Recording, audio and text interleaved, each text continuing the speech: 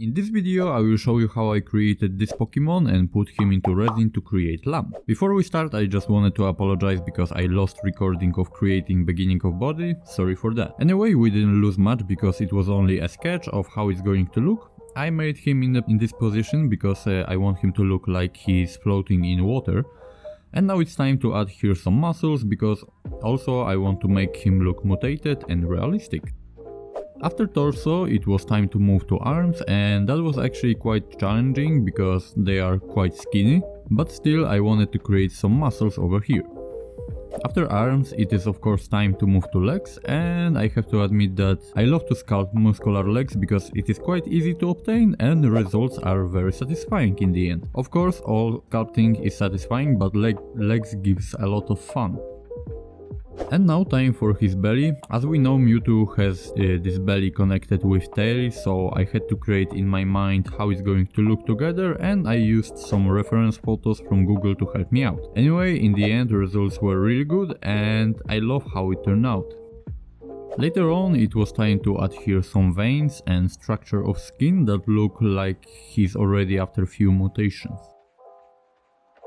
Now it's time to add other stuff that for me looks like skin infection or something similar to that. Also I had to attach him to some wood plank because it was much easier to operate with clay. And now time for something that is nightmare for me. If you watch already few of my other videos, that you know that I hate to sculpt hands. But actually through all these projects I kinda start to like sculpting this part, but still it's the worst in all sculpting. Anyway, here it is not so bad actually, because he has only 3 fingers and big hands, so I just took big piece of clay, cut it in few pieces and just start to shape it. After hands I moved to other details. I took clay and shaped it to look like some horns and heated it up to get hard and attach it in few places on body.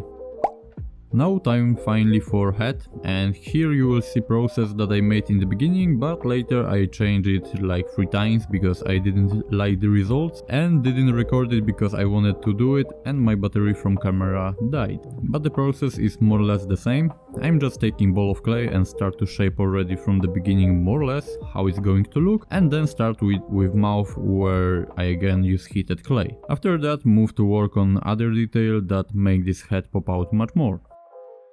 Of course, at the end we have to attach head to the body. Then I moved to the lower part of legs, and I wanted to do them almost at the end because this sculpture is quite long with these legs, and I wanted to avoid situation where I will ruin this sculpting by moving it around or accidental touching with hand. And I have to admit that working on fists here was much easier than working with hands, so that was good for me, that I don't have to struggle 4 times with working on such small detail.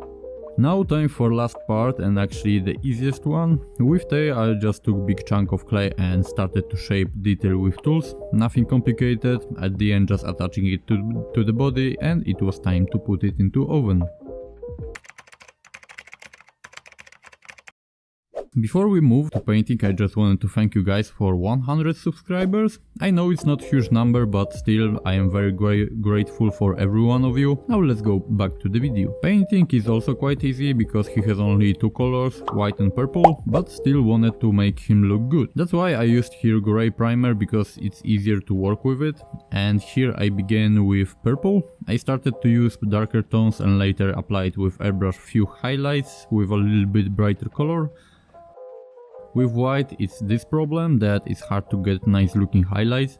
I used pure white on this grey primer, but still it is not visible on video because I don't have that good camera.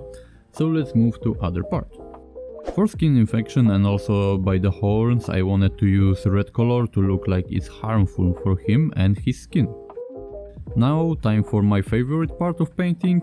Here you can see how I'm applying gloss varnish with airbrush to protect painting, and later I move on with oil wash.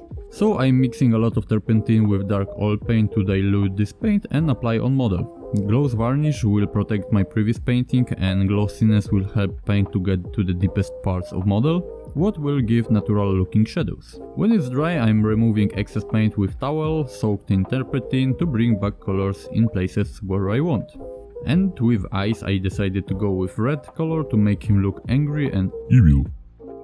So now time finally for resin, and here I had to make 11 pours of resin to not heat it up, because I didn't have deep pour resin that work with so many centimeters. It was something around 50 centimeters of pouring resin. After a few days of pouring, it was finally time to release him from tube. There are a few bubbles, but still I'm really satisfied how it turned out. Now time for sanding to make it look extra polished, and I was using from grades of 300 to 7000 to use at the end polishing paste. And time to create the rest of this tube. With this device I am creating flat piece of clay, so later I can cut it to stripes that I can use as holders, and also creating here some details like button or wires.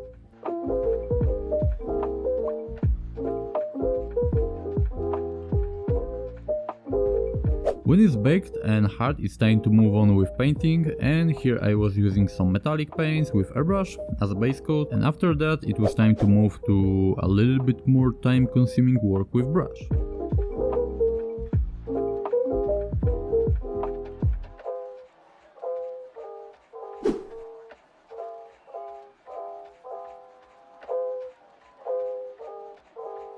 After brush I used oil wash that I already described before, because oil wash will give grimdarky and weather look, but I'm not taking it off later with paper towel. Then I painted some screen on side. And final touches that I wanted to give here was painting some rust streaks in few places. For the floor it's nothing complicated, just some tiles with dirty look. I didn't want to make anything fancy because this whole MEWTWO is already so eye-catchy, and I didn't want to disturb viewers' vision with something on the floor. Just wanted to make complementary part of this whole diorama. Later connecting wires and attaching everything with hot glue. Of course at the end painting sides with black, add finishing touches, and we can call it done.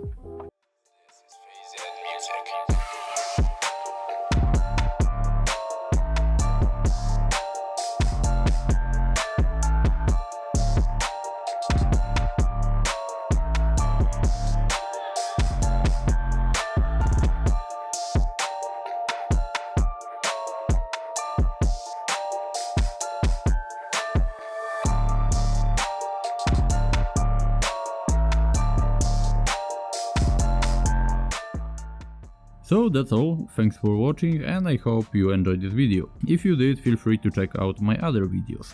Bye bye!